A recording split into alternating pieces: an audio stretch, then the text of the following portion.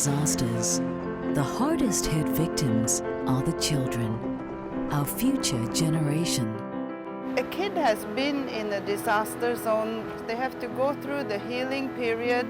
They have to start to understand, but also they have to try to create an image of what lies ahead.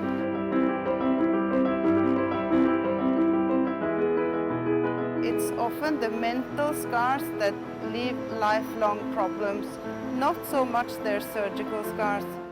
Our urban jungle enjoys peace and stability, and although we are safe from the devastation of natural disasters, our children are vulnerable to trauma just the same. On 19th May 2011, 10-year-old Gladys was found unconscious, lying on a scorching hot metal sheet, her body and face severely burnt. 不敢相信发生什么事，很吃惊，为什么我的女儿跌倒就变成这个样子？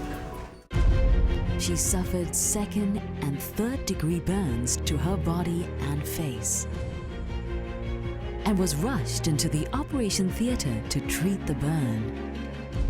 She also went through skin grafting after the removal of a damaged skin. Although she survived, the ordeal left her physically and emotionally scarred. The body will mend, but Gladys's emotional scars are harder to heal. It is after the operation that the real work begins. We know that children have limited range of vocabularies to express their feelings, and this will be exaggerated under highly stressful conditions. And art therapy has been found to be an established and useful method to allow the children to express their feelings. Through these channels, art therapists or other people will be able to understand better these children's fear, their anger, their sorrow, and more importantly, their hopes. And appropriate strategies can then be planned and implemented to put these children in a speedy recovery course. The road to a full recovery takes time. But with the help of art therapy, Gladys is well on her way to overcoming the horrors of her trauma.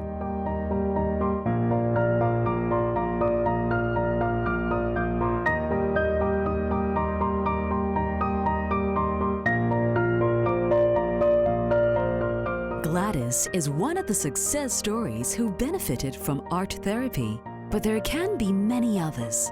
That is the aim of the red pencil. When we rescue the child, we save the adults. This is the mission statement of the Red Pencil, which is a Singapore-based and driven initiative to bring the benefits of art therapy for children who find themselves in overwhelming situations. Singapore is the best place to start this kind of initiative because Singapore is characterized by being able to capture the very single idea which might blossom and to put the whole dynamic of Singapore behind it to bring it to completion.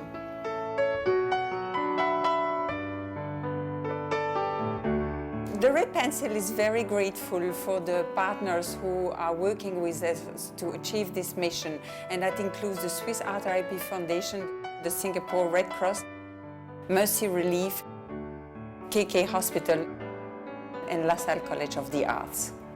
For Mercy Relief, we do incorporate psychosocial activities in our disaster response activities. With this collaboration, we will work closely with Red Pencil to send art therapists to further enhance our psychosocial programs. We are focusing on response to disaster situations in Southeast Asia countries.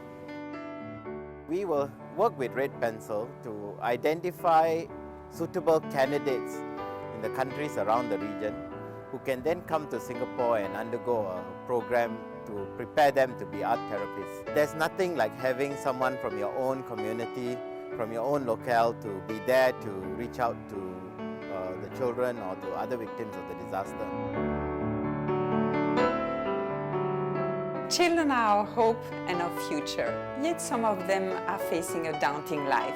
But the determination to survive is an example for all of us.